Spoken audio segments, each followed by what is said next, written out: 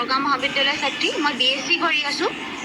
তো মানে আমি এতিয়া শুনিব পাইছোঁ যে আমাৰ গড়গাঁও মহাবিদ্যালয়ৰ বহুতো ল'ৰা ছোৱালীৰ এইটোৱে প্ৰব্লেম তাৰ লগতে চাগে আৰু কিমান হাজাৰ ল'ৰা ছোৱালীৰ সেইটো প্ৰব্লেম তো মই চৰকাৰৰ ওচৰত এইটোৱে অনুৰোধ কৰিম যে আমাক কিবা এটা সংস্থাপন দিয়ক তাৰ লগতে মই ক'ম যে বৰ্তমান ফি ৱেইভাৰ উঠাই দিছে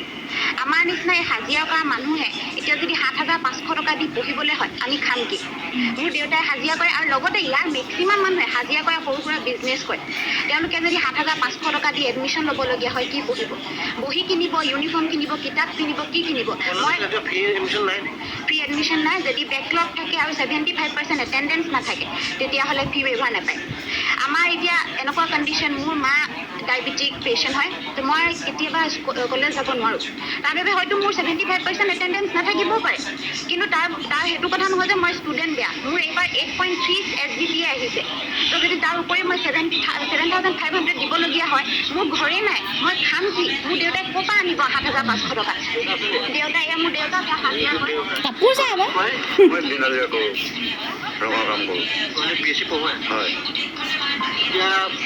কেনেকৈ পঢ়োৱা মানে মই নিজে ভাবিয়ে নাপাইছোঁ কি কয় আজি 2-3 দিন ধৰি শুবলৈ নাপাইছোঁ না খাবলৈ চিন্তাত একো নাই গোটেই ঘৰ ভাঙি শেষ সম্পত্তি বুলিবলৈ একো নাই যিটো এটা গোটাইছিলোঁ সেইখিনিও শেষ আজিলৈকে পলকৰ পৰা থাল লচৰ উলিয়াই থাকিবলগীয়া হৈছে তাৰপিছত মই পঢ়াম কেনেকৈ হয় চৰকাৰৰ ফালৰ পৰা সাহাৰ্য বুলিবলৈ হয়তো নাহিছে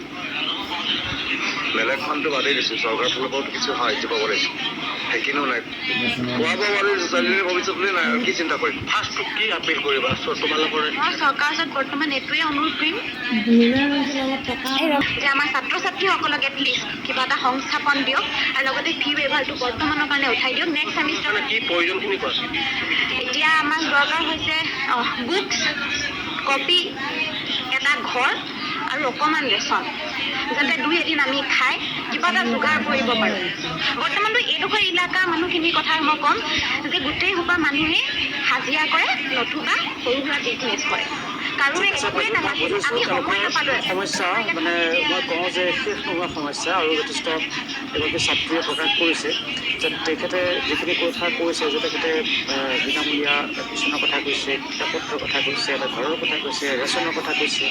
হাজিৰা কৰা পৰিয়াল বুলি কৈছে অধিকাংশ মানুহে হাজিৰা কৰি খাই বুলি কৈছে গতিকে এইটো যদি 1-3-4 যিটো ৱাৰ্ড নাজিৰা চহৰৰ মই আশা কৰিম